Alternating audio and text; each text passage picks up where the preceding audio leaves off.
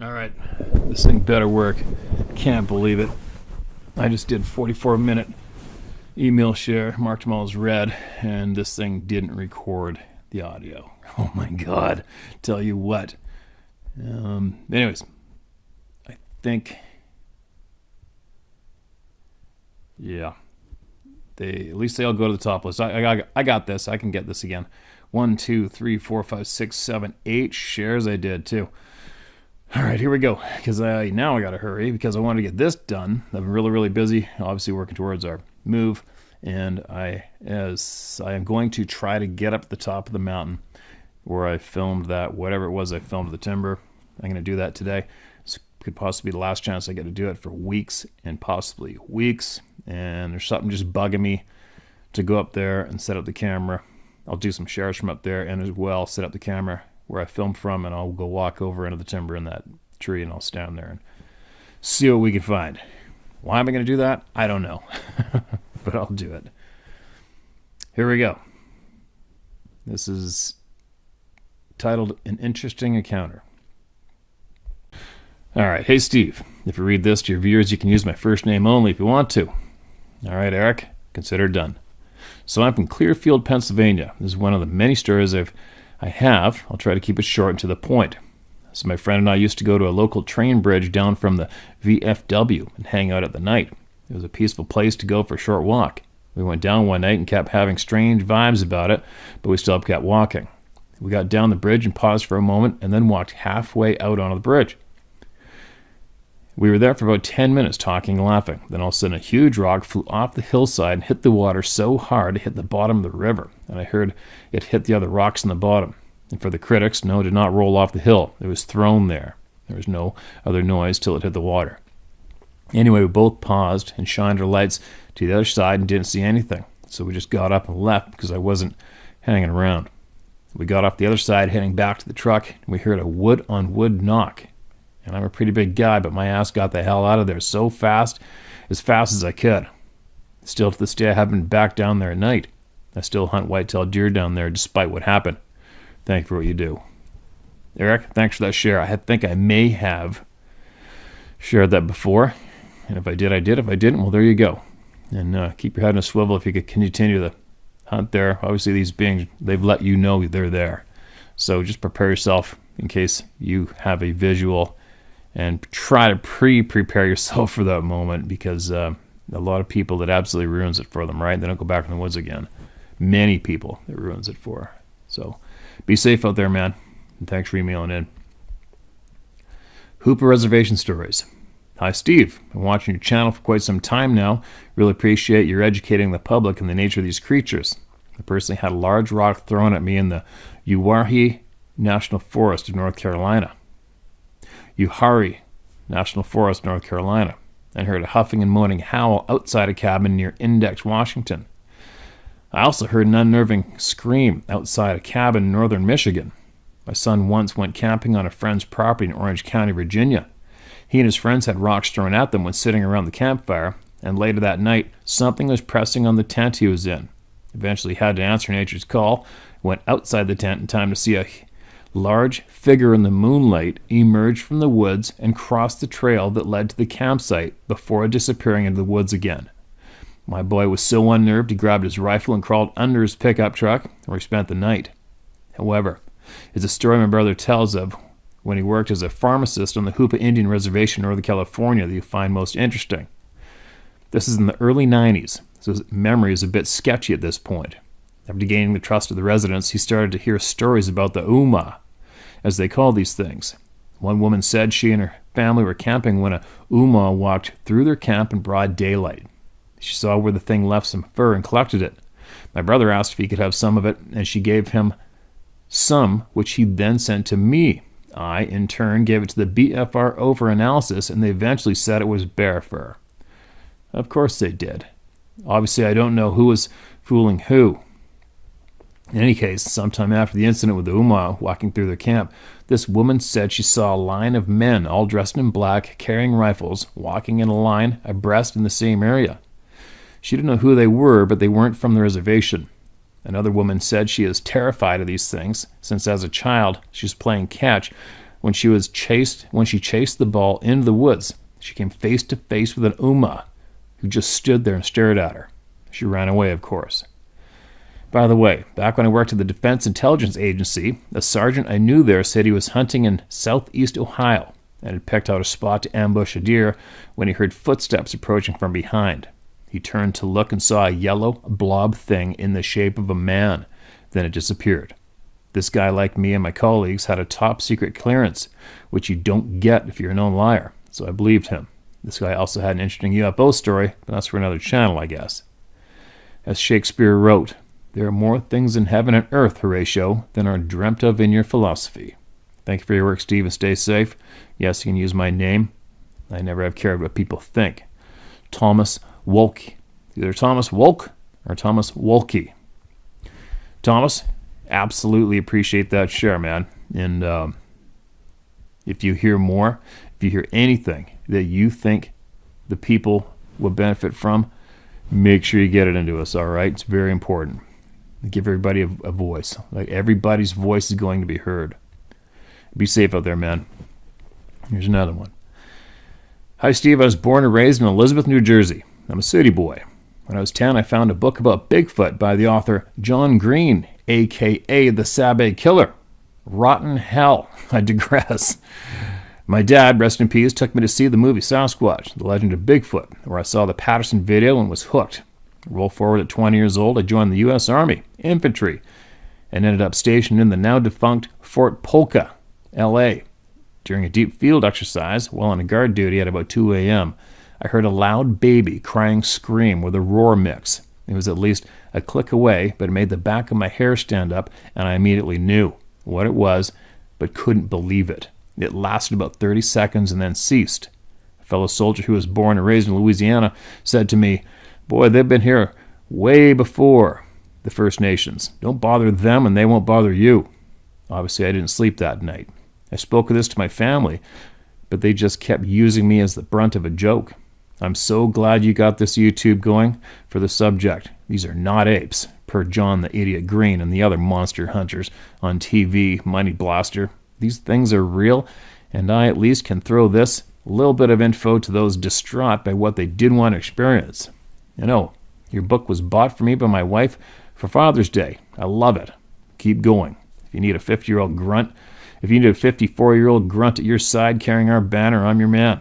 Take care and watch your back, Jesse M. Right on, Jesse. Thank you so much for that share, man. Thanks for the support. We all appreciate you going out of your way to share with all of us. It's so appreciated. You got to hear anything else you feel that people need to hear or know, you make sure you send it in, all right? Fruitland, Utah, Uinta Basin. Hello, Steve. My name is Shauna Ellis, born and raised in Salt Lake City, Utah. I've experienced a lifetime of strange, greedy, and evil individuals beyond belief. I'm half Cherokee, half Irish, and full-blooded human with love for all races and religions. In Utah, we have the Spy Center and Draper Hill Air Force Base, Dugway, proving grounds for the Thule, Utah, Area 52, and more. Something really wrong is going on in this state. I'm one that has no desire to have religion or government sticking their hand up my ass trying to move my mouth like a puppet for profit. This is my story. May 1988, we bought a cabin in Fruitland, Utah, Uinta Basin area. A fixer-upper cabin on 40 acres. We worked on every weekend. In May 1988, we had about 10 to 12 family members come up to Fruitland for the long weekend and to put a push on remodeling the cabin. The second day we were there, they all took off to go fishing. I stayed behind to relax and babysit my brother's large German Shepherd dog that I didn't like, and it didn't like me. I was sitting on the porch looking through a pair of binoculars and trying to scope out the area, but my brother's dog had other plans. He was driving me crazy by laying his toy in my lap, whining and wanting me to play. Irritated, I stood up and threw the toy as hard as I could across the wash. The dog ran to get it, but before he reached the wash, the toy was thrown back at me. Stunned, I stood up and looked over the wash. There was no one there. And then I waited a couple seconds and threw the toy over the wash again. This time I kept a good eye on it. Standing there staring at the toy, it dawned on me that the dog didn't go after the toy. I looked down at the dog, and in that split second, the toy was thrown back at me. Now I'm freaking out. I looked back towards the wash, scanning side to side. It took me a few seconds to see it. There was thin strips of a shiny gray and silver material moving in a circle. In the middle of the circle was a dark gray, tall figure with long hair and a muscular build. It was illuminating inside the circle, looking right at me. Scared, the dog and I ran to the cabin and locked the door. This dog that didn't like me much was now my buddy on my lap, staring out the window and shaking like he was trying to shit a peach seed. A couple hours later, when the others returned, I told them about our experience. That was the day I became the laughing stock for my family and friends. I never spoke to anyone again about all the other happenings I saw because my honesty was accepted as crazy talk. September 1988, I'm in Fruitland, winterizing the cabin when we were approached by some concerned locals. They stated that some of the cabins had been vandalized in the winter when the owners are gone. They offered to keep an eye on the place, and if we gave them the keys, they would periodically check to make sure no one was inside. They said, when you're ready to come back, call ahead to make sure we're home, and we'll meet up with the keys. Thinking that was really nice, we took them up on the kind offer. May 1989. My mom and I headed up to Fruitland, and we forgot to call ahead for the keys. We arrived at the cabin with a spare key and started cleaning up. I noticed a man's size 48 undershirt and several little kids' toys stuffed into the couch. Immediately I felt sick. My stomach started hurting, like I had been punched. Confused, I went out on the porch and began walking. In deep thought, I found myself behind the bunkhouse staring at this massive red boulder. I've walked that area several times before, and that boulder was never there. I started walking towards it and got about 6 feet away when I heard a loud, deep, growly voice in my head yell, "Run!" Immediately terrified, I turned and ran as fast as I could towards the cabin. It felt as though someone was right behind me, but I was too afraid to look back. In 1993, I found myself divorced and totally isolated away from my family. They all thought I was nuts. In 1997, I moved to the cabin in Fruitland and went to work at Strawberry Bay Marina. There about a year when they hire a young girl around 17 to waitress. One night she asked if I could give her a ride home. As we're traveling down this dark and dusty road, there is nothing but thick cedar trees. This girl says, "Do you remember me?" Glancing over at her, I said, "No, should I?" Then she starts telling me a story that made me stop my car on that scary dark road. She said, when she was a small child, she and other children in the area were used in a child sex ring. How disgusting is that? She starts recalling the time when she was 6. A boy 4, a girl 3, and herself. Oh God, we're in our cabin with a man. When the man heard you and your mom coming down the driveway, he panicked, grabbing all her toys and stuffing them into the couch. He then threw us out the back window. We crawled on our hands and knees to a big red rock. The red rock had a cave on one side. They chiseled a hole out on the back side to hide in. If owners arrived, we were not there long when we heard someone coming. He inched closer to the entrance, motioning us to be quiet. He pulled out his buck knife from the holder, attached to his belt, and waited for the person to come around the rock. All of a sudden, we heard the footsteps running away. Afraid they might have seen us, we were guided up over the hill to another cabin they used. She said this sex ring would con owners of cabins with the story of protecting their property. They would insisted the owners call ahead to get the keys. This gave these animals the time they needed to clean up the cabin and move the children to a different location. With this feeling of dread, started bawling my eyes out, and I couldn't catch my breath. I then reached out for her and hugged her tight while she continued talking. She said if you would have walked the 5 more feet around the rock, he would have killed you. I'm sickened to think of what those babies had to endure from these monsters and their clientele. I'm more sickened by the voice telling me to run and save myself when no one was saving them. And that's a good point. What the hell was going on there? I started looking back at that time when I entered the cabin and saw an arrow and a pair of binoculars drawn in the dust on the coffee table. The arrow pointed upstairs. As I topped the stairs, a pair of binoculars was sitting in the window. I picked them up and immediately noticed 4 men dressed in all white, like beekeepers, crouching down on a small hillside, looking back at me. When they noticed I was watching them, they slithered down the backside of the hill.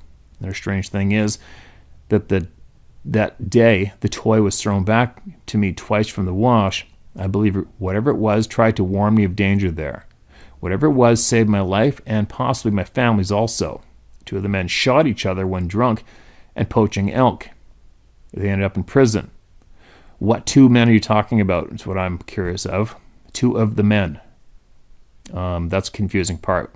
Dressed in white, appeared to be like beekeepers from the distance. So are we talking about those 2 guys shot themselves while poaching, or was it the child molesting prick that shot himself? Those guys. Anyway.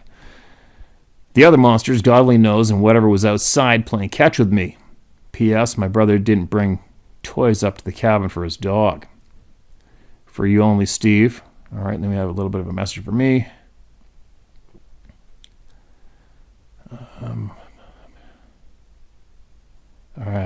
All right, got it. And thanks for that share. I think I get too enraged when I hear about children being harmed. It's real tough for me to swallow because it makes me want to go hunt these people and kill them. I'm not even gonna sidestep around that one. I just want to go and get them and end them. We unfortunately watched a human trafficking show on Netflix a little while ago, and halfway through I was so going on fire. I was actually sitting trying to figure out how I could generate the funds and hire a group of skilled professionals and go over to this one specific area and get these people who were getting off away with selling human beings and just go over there and kill them, right? Somebody's got to do it. I mean, even the authorities over, I think it was the Ukraine, even the cops were returning the poor girls who escaped to the traffickers to again be raped countless numbers of times. It's just such sad, disgusting shit going on. I just don't know where all the good guys are. What are the good guys doing? What are you guys doing that have access to firearms and know where these people are? I mean, use your skills and get these guys. All right. I'll stop. Let's get back on track here. Thanks again for sending it in, all right? And, the apparition, the shimmering being you saw, that's been noted more than dozens of times now. To the point, obviously it's going on. And if you hear of anything else or learn anything else that you feel we need to hear, make sure you share it, all right? And be safe out there. And maybe even send some pictures of that cabin, and maybe even that rock in the cave if you can, and show us and share it all with us. Maybe somebody else knows something. You never know. All right, what do we got? Big Sasquatch, Braylorne, BC. All right, Braylorne's just up over the hill from me. Braylorne, Goldbridge area, dozens and dozens of sightings there. Obviously, probably the same beings that are right here out back. As the crow flies, I'm just on the other side of a couple hills from there. Here we go. I'm going to try to send this again. I'm not giving up. I'm hoping you tell my story. It would mean a lot to know I wasn't the only one in that area. All right, Deb, you got it. And believe me, you're not the only one. It happens all the time. I've spent a pile of time around there. Trapping wolves, hunting moose, guiding people to moose and deer, and I'm very familiar with the area. I grew up in a small gold mining town about 7 miles from Lillooet in the Bridge River Valley, fairly isolated. I was a brownie, and our little troop had planned an overnight excursion to a historical cabin on a very isolated lake. It'd be good if you could throw me back the name of that lake and let me know where that was if you get a chance. Very early the next morning before sunrise, I woke and desperately needed to visit the outhouse. It was very, very creepy. Not a breeze stirring, not a sound, no morning birds chirping, nothing at all.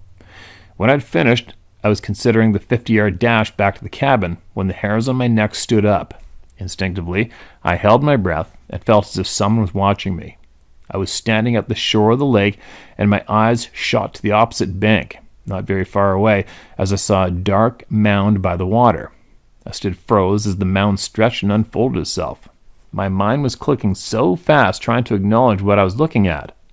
Even at 9 years old, something told me this is a very special moment.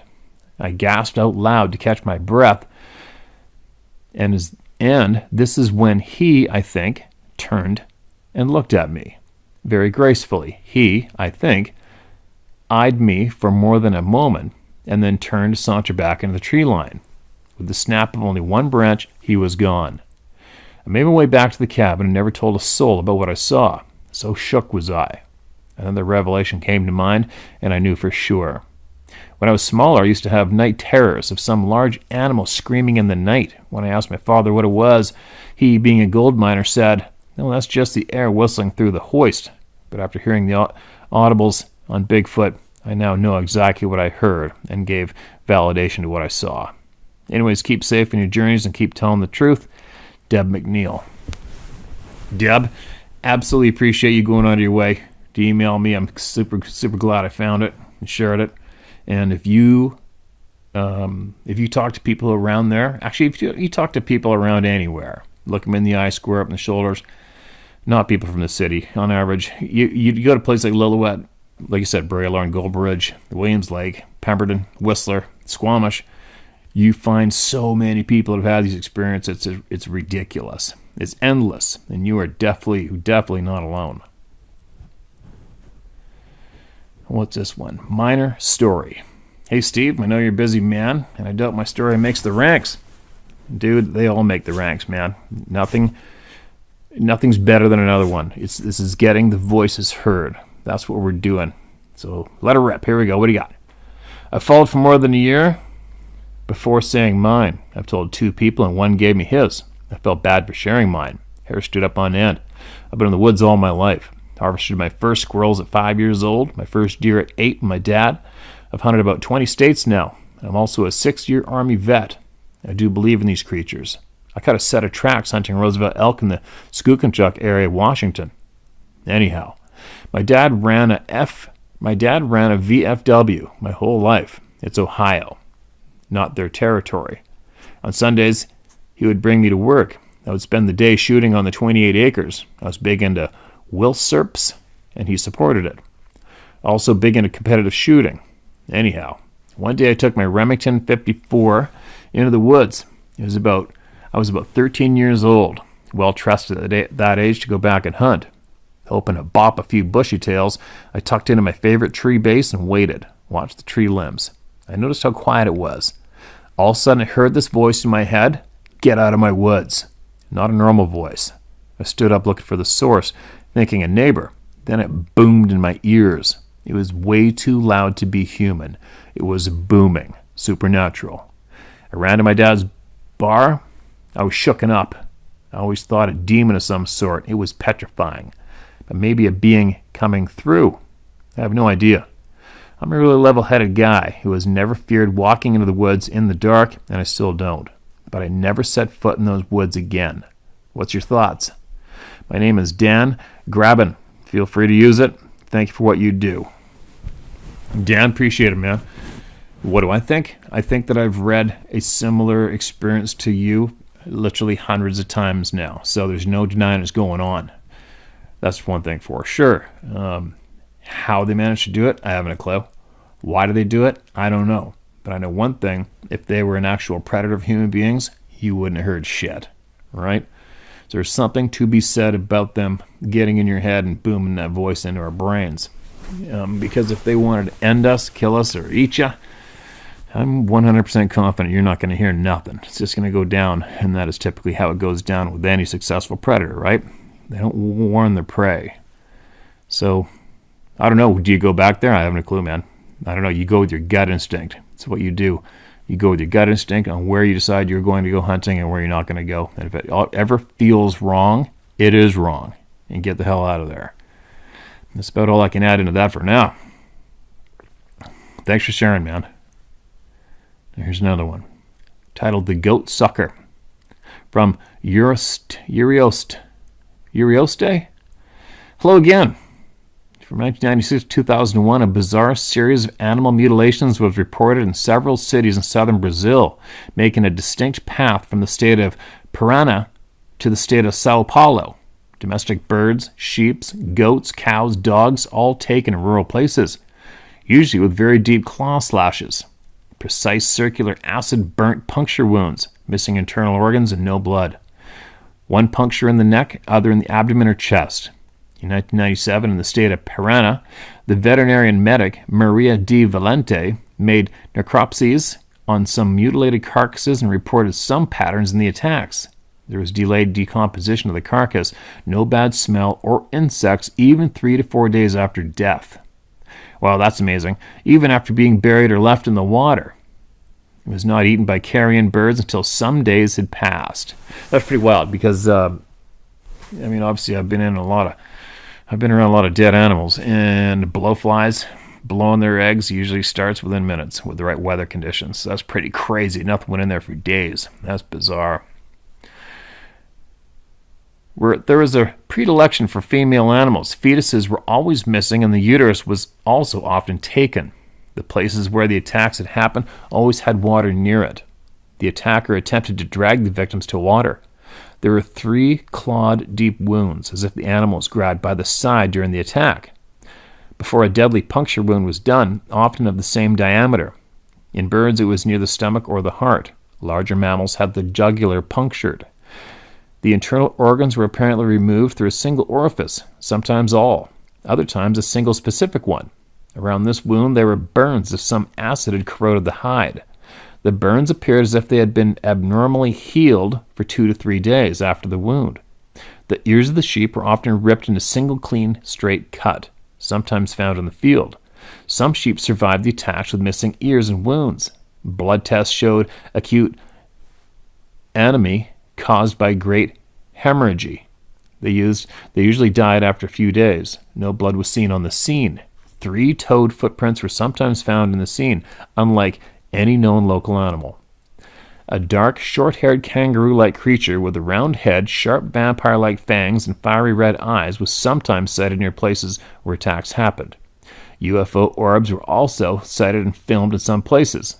The perpetrators seemed to be skilled enough to enter closed animal pens without destroying them, and was usually very stealthy. Sometimes the animals were scared by the creature, alerting their owners. Often tens of animals were killed in a single night, and repeated attacks killed all animals of some properties. After the incidents around mid-1997, Army presence was sighted around the city of Bokiova do Sul Parana, where the first attacks had happened. Locals reported that the Army and foreign scientists were hunting the creature and covering up the incident. Idu. Holy shit. That's crazy. And you're not the only one to have reported that. It's been reported lots in the States, even in Canada, I'm pretty sure, but I know there's been a pile of the same things have happened in the United States. And it's pretty frickin' bizarre. And if anybody out there knows anyone who has taken part in investigating and trying to clean up these messes, or somebody who knows exactly what's doing it, email it in, share it with us, man. Share it with the people. Let us know. Let us know. All right. Now, there are so many emails. So many. I think I started a new folder in my notes on my phone for the month of July. And I haven't even burnt through the emails from previous numerous months back. But I'll tell you right now, there is so far, July 21st, there is 45 emails copied and saved to this folder for July from my email inbox, and that's not all of them. I had 335 emails shared, copied and pasted into my June folder. And that's not all the emails that were in all the inboxes of the email. It's incredible. One thing to take from these numbers is the fact that it is swinging around finally, right?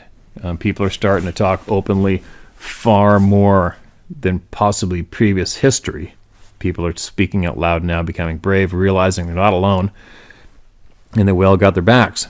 And there's a huge, huge number of very intelligent, kind, hard-ass, tough people, hard-working, honest people here following this channel, supporting it. The people here are they're such freaking good human beings. You got to admit, you guys, there's so many of us here that would probably be lifelong friends if we were ever to meet in person. Don't you agree? But anyway, it's the people. It's the power of the people. That is why so many more people are sharing now than possibly have ever before. Isn't it great? Isn't it just a great thing? It's such a great thing. Please read String of Events in Luther, Michigan. All right. I am reading it, my man. Sorry for resending this. I reread the first one I sent you and noticed some errors that would have made it more difficult to read. And I apologize for the length of this, but I have a lot to share. All right, man.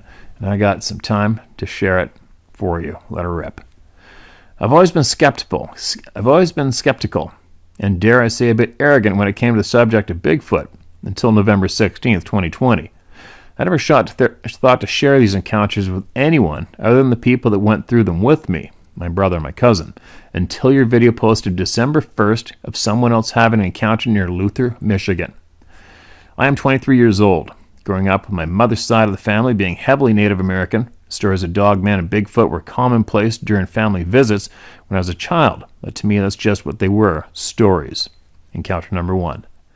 My grandparents owned a cabin up in Luther, Michigan, about 45 minutes from anything other than a single bump tiny gas station and general store. Their cabin atop a large hill, dirt driveway of about a mile long, with a creek that went on for miles at the bottom. My brother, our cousin Cody, and I used to play in the creek together having mud fights or catching bullhead catfish and all sorts of other small fish. We'd spend hours and hours playing at this creek from dusk till dawn, wary of black bears due to the neighbors down the way having a small blueberry field. One summer I was 8. My brother and cousin were both 12 at the time, making it 2005. We were down at the creek with our grandpa's Rottweiler, Rocky.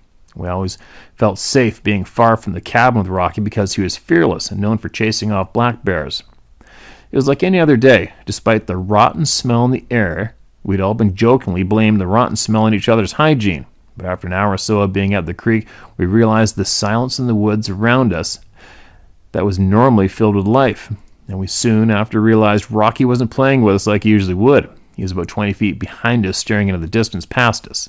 We shrugged it off and kept playing until we heard the snapping of multiple tree limbs and twigs coming from the direction Rocky was looking in.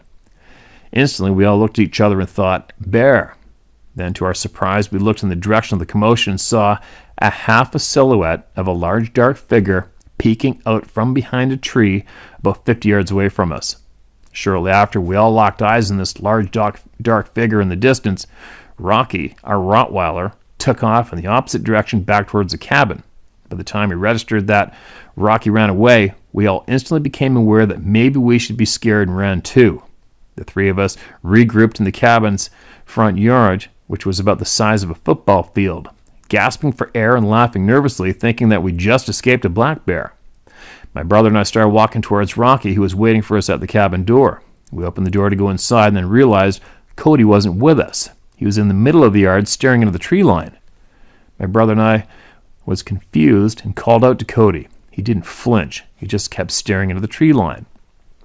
It was then that my brother and I saw what had to have been the same black figure we saw down by the creek, pacing back and forth very calmly. It was at least twice the height of the wooden fence of the tree line, which was 5 feet tall. And we could clearly see 2 giant long arms swinging down almost to its knees as it walked. Alarmed, my brother and I started screaming to Cody, telling him to run inside. But instead of running inside, he started to walk slowly to the woods, as if he were in some sort of a trance. Our grandpa heard the commotion and came running outside with his 12-gauge, probably expecting to see a bear. It was only then that Cody seemed to snap out of whatever trance he was in and came sprinting to the cabin, crying hysterically. The figure in the tree line was gone. Our grandpa began asking us questions. We told him about what happened at the creek, and then we all looked to Cody. Our grandpa asked him what on earth he was thinking trying to walk out to that black bear like that. Cody said that the hairy man told him, "It's not safe here. Come with me. It's okay. I won't hurt you." My brother and I scoffed and said, "Black bears don't talk, Cody." But our grandpa looked terrified, and we couldn't figure out why. He told Cody, if he ever sees a man like that again, do not listen to him. Run. Our summer at the cabin was cut short, and we all packed up and went to our grandpa's house back in Muskegon for the rest of the summer instead. When we got home at the end of the summer, my brother and I told our parents what happened, but they laughed at us and told us we were cute for having such imagination and that Grandpa was just trying to scare us again. We were really confused, and our parents told us it was just a black bear and to be more careful next time. That's frustrating to read that, isn't it? Isn't it frustrating to hear that, you guys? Encounter 2. It wasn't until a couple years later that we went back up to our grandparents' cabin again. It was 2007. I'm now 10. My brother and cousin Cody both 14. This year, our grandpa gave us a warning to be extra careful. We were up to our old summer shenanigans down at the creek with Rocky. This time we were taking the biggest sticks and branches we could find off the ground and whacking them against trees, break them in half, trying to see who could break the biggest stick. We noticed Rocky all of a sudden going from excited and chasing the broken stick fragments to becoming cautious and frantic, which is totally out of the normal for him, so we began to pay attention to the woods around us. There's a smell in the air, musty, rotten. Rocky lays on the ground in a submissive way, but it's been a few minutes, and we just figure he must have not been feeling great, and continue grabbing large sticks and breaking them over the side of the trees.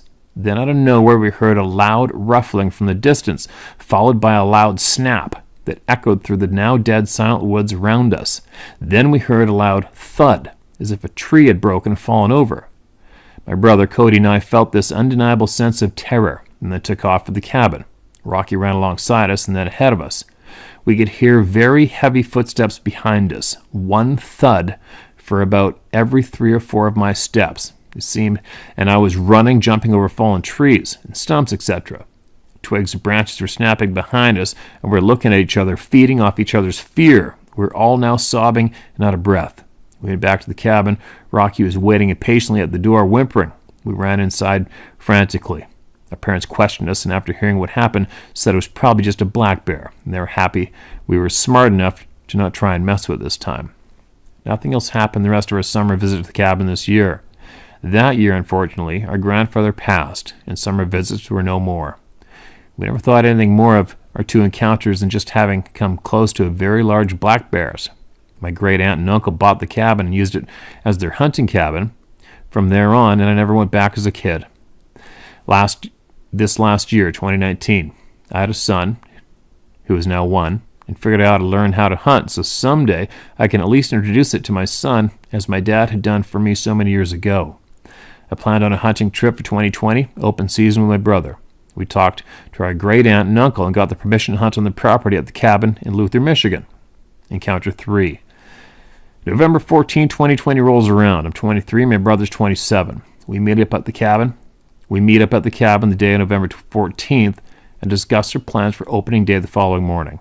My brother is set up behind the cabin about a half a mile, and I'm set up in a blind down by the creek because we saw a buck there on our drive in.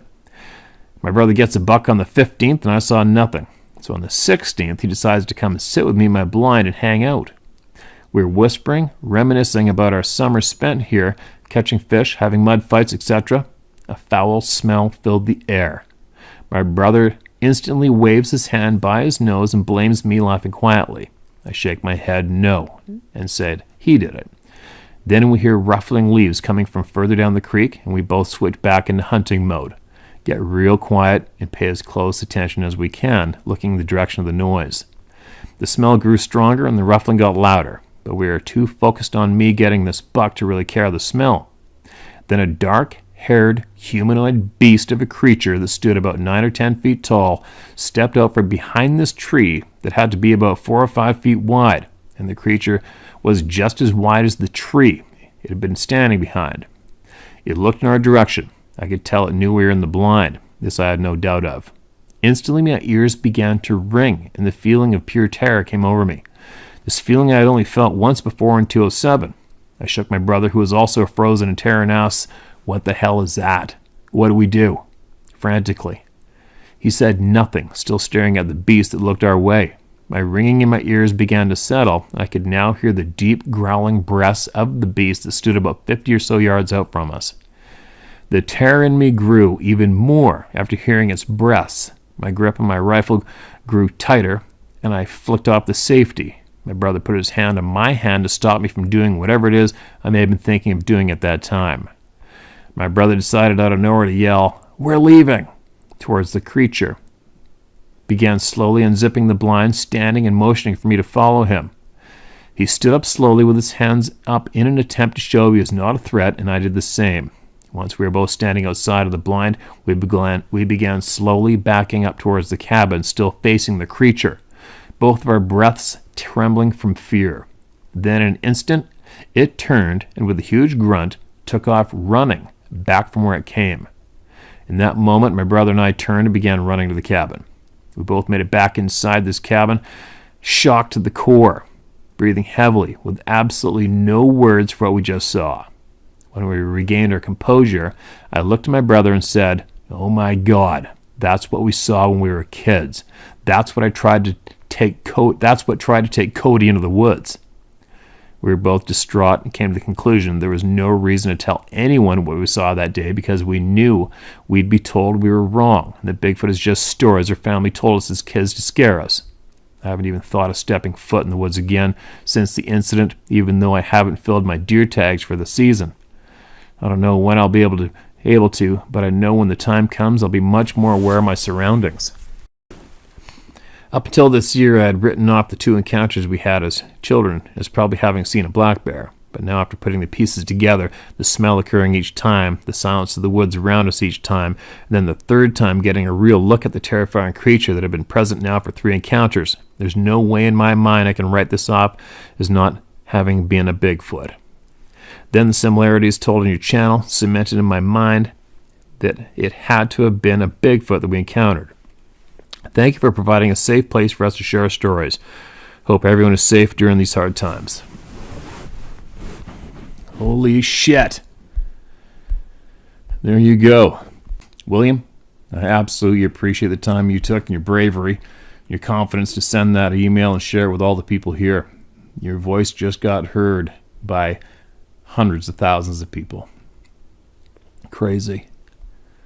What a crazy, crazy experience. You know what, man? I don't know. I mean,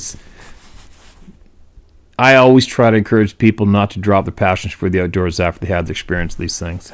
But it is a big request, to ask somebody to try to kick it aside and keep going. It's a very, very tough thing for anyone to do. Like I said before, even myself, I question my sanity when I'm at home at nighttime all the time about some of the places I go. But then for some strange reason, then I go again, and when I'm there, I'm just rocking it out, and it feels good and comfortable. So I don't know, man. Try something. Go somewhere else. Let's go somewhere else. But don't stop going out, all right? Just don't stop going. You got to live your life. There's nothing worse than not being able to live our lives to our max, right? And let's face it, we're all dying. Every single one of us is dying. Right now, together, we're all dying. And some of us are going to go sooner. Some of us are going to go later, but we're all going to end up dead. So just make sure there's no regrets when you get to the end of the trail, all right, you guys? Make sure you live your lives to the max. But anyway, on that note, I got to get my ass out of here. It's getting a little later, and it's going to take a bit for me to beat my way up the mountain. And I'll show you, hopefully, if there's enough light and time, I will show you a camera angle of how far it is to get up there, and I can almost show you where I will be. And hopefully my gut says it's okay, and I'll set up the camera, and I will walk into the timber and stand by that tree where I possibly film something. All right? Here we go. Everybody be safe. Keep emailing in those experiences.